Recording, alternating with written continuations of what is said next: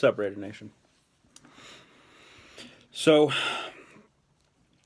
if you didn't know, I'm sure you do, the Raiders lost today to the Broncos, 24-6.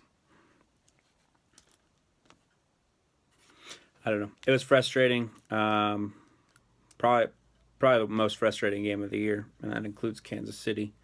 That last Kansas City loss, I didn't think anything would be more aggravating than that, hearing my dad jibber-jabber all day. But today was. So I'm going to talk to you a little bit about my thoughts on the game. Yeah, so I want to start with the refs. And that was, there's no excuses. That was bad officiating, but you know what? It didn't cost us the game. I really don't think so. I do want to talk about how I don't understand how literally before the half, someone getting in Khalil Mack's face and him pushing him away and making contact with the face mask is a personal foul, but Aqib Talib, him ripping the chain off of Michael Crabtree, and even further than that, like there's a point where they were jawing and Aqib Talib popped him in the chest. How those aren't personal fouls? Explain that to me. I don't get that. Wouldn't be surprised to see Aqib Talib be fined by the league, but he didn't get a flag. Anyway, I have some serious issues with everybody on this team right now. Just about, it feels like. I want to talk about the play calling a little bit, especially the offensive play calling. You know, all week, we all knew what the deal was. And again, it's not an excuse. It can't be an excuse because it is what it is. Derek Carr is not coming back, or at least he's not coming back right now. He wasn't there tonight. And we wouldn't have let it been an excuse if we were playing New England Patriots and Tom Brady was out because he broke his leg. We wouldn't have let Patriot fans use that as an excuse. We can't use that as an excuse. It is what it is. And we had to, like I said in my last video, I felt like we had to rally behind McGloin. And I still feel like we have to rally behind whatever quarterback it is, both quarterbacks. We have to rally behind whatever quarterback it is that we move forward with. And we'll get into that in a little bit. But that first drive, when it was 3rd and 5, and we run the ball for a third straight time, some people chalk that up, that I was with, chalk that up to a good play call, a sneaky play call. I don't think that's what that was. It worked. I think that was showing the utmost lack of confidence in Matt McGloin. And it kind of worried me at that point. That was when I felt like something was up. Interior of this team, in the interior of this team, that something was not right. And then, you know, love the guy, but he showed why. And it's not all Matt McGloin. I'm not putting it on Matt McGloin at all. But he did not play well. For the bit that he did play. He did not, that open pass to Amari Cooper, man. There's not much you can say about that. You know, I'm not saying Connor Cook played out of this world. And like I said, we'll get into that. But the play calling, especially early on, showed a lack of faith in Matt McGloin, I felt. And then we continue, and it wasn't, you know, I kind of felt like offensive play calling had got better this year. And today it felt like a year ago when I was sitting in a sports bar in Arizona, literally calling out, oh, it's 3rd and long, it's going to be a draw, it's going to be a screen, it's going to be something stupid that we're going to punt. And that's what it felt like tonight, for the most part, especially in the first half. That's what it felt like tonight. No heart. That's what my issue has been with this team all game. No heart. Coaches, players, I love my team. I love the Raiders. I love the Raiders. And I don't like saying these things, but that's the truth. Like, no heart. We can't win in the playoffs like that. So, moving forward, I think right now, at least going into practice. I think Connor Cook needs to be with the ones, and I think that you need to let him battle it out. And I don't like that. I don't feel comfortable with that. Uh, but he played better, plain and simple. He played better. I felt he didn't play spectacular, but he played better than McGloin did in the sample size that we had of them both. And the really, really crappy thing about that is we play on Saturday, so it's a short week. Let's move on to the defense. Tackle. That's your job. Tackle. So many missed tackles, so many arm tackles, pad level too high. It was ridiculous, and it has become so clear to me, so clear. And I'd already thought this going in, but it became so clear to me. We need a middle linebacker. We need Reuben Foster is what we need, and that's not going to happen unless we trade up. But we need Reuben Foster. Anyway, we'll talk about that another time too. But watching Perry Riley and Bates when he was in there, and them get beat in coverage pissed me off enough. But to see that they weren't doing anything to stop the run either. And you know what? I saw a graphic, I think it was like in the third or the fourth quarter or whatever, maybe a second, I don't know, that said they had rushed for 100, Denver had rushed for 129 yards, and 100 of those yards came in between the tackles. That is unacceptable. That is unacceptable by Justin Ellis and Dan Williams, who have not played well. But that is unacceptable by whoever the rotation at middle linebacker is, Perry Riley. That's unacceptable. So if you can't cover and you're not stopping the run, what's the purpose? What are you out there for? What are you doing?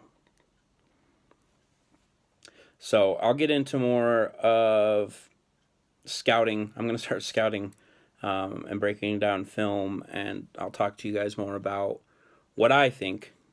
But right now I think our number one priority has got to be a middle linebacker.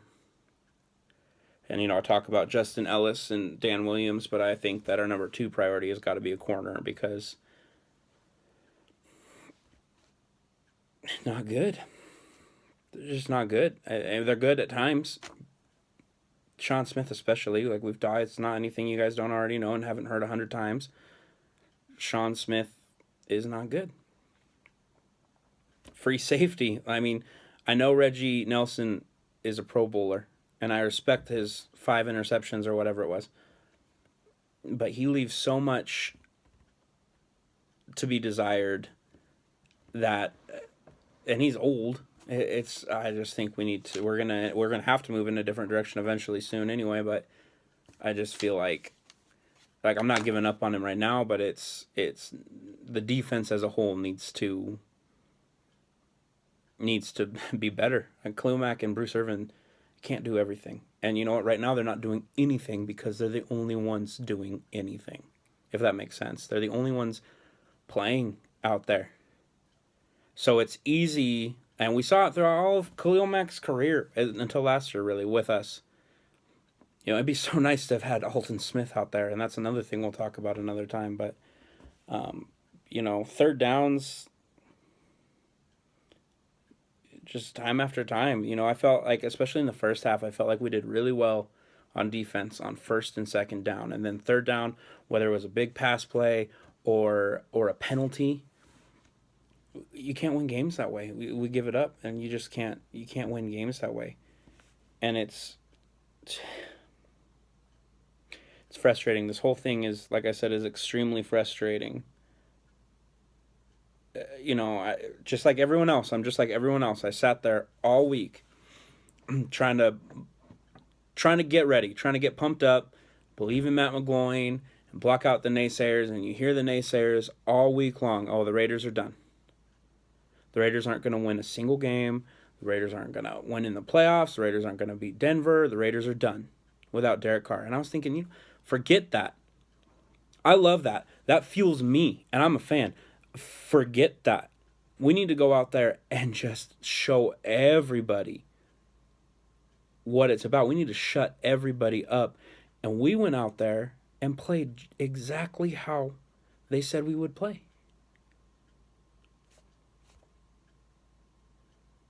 I hate that. It makes me sick, you know.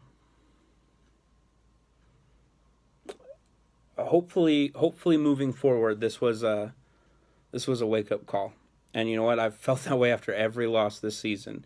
And in some ways, every loss has served as that. And you know what? We play Houston. And Houston has not looked great. So, hopefully,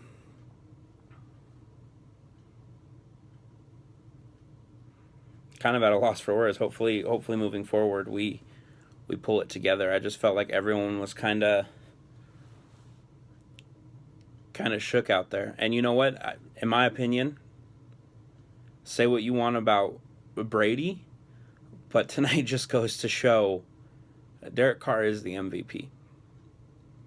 Because Brady misses 4 games and they win 3. Derek Carr misses 1 game and we get rocked. And I think there is a correlation. I think there is a correlation in mindset. And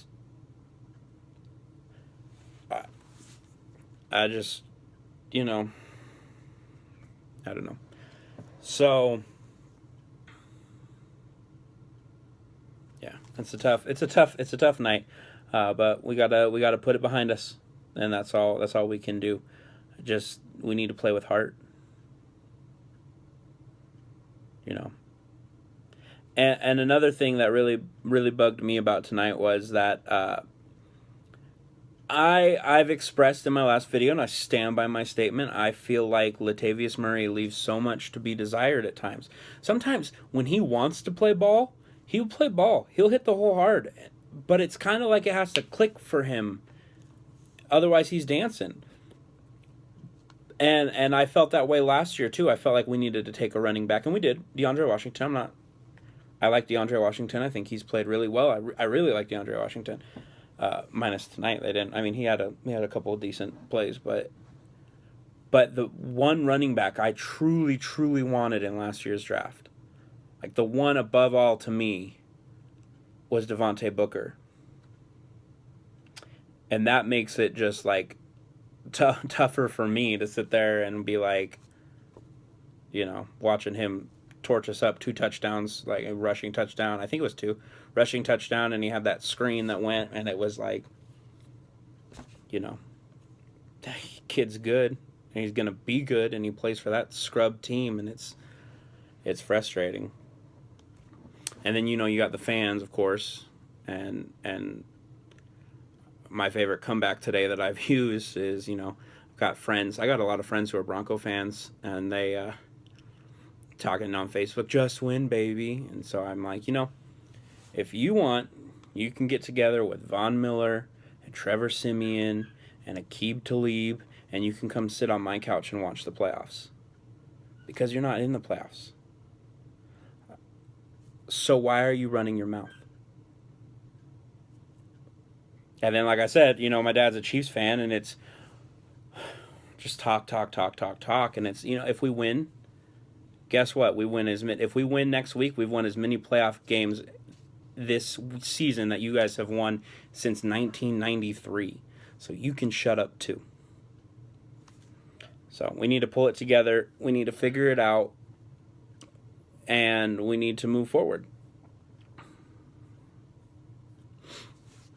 So anyway, I want to thank a lot of you Raider vloggers. You guys are amazing. And I want to thank you guys for viewing and subscribing. This has been incredible.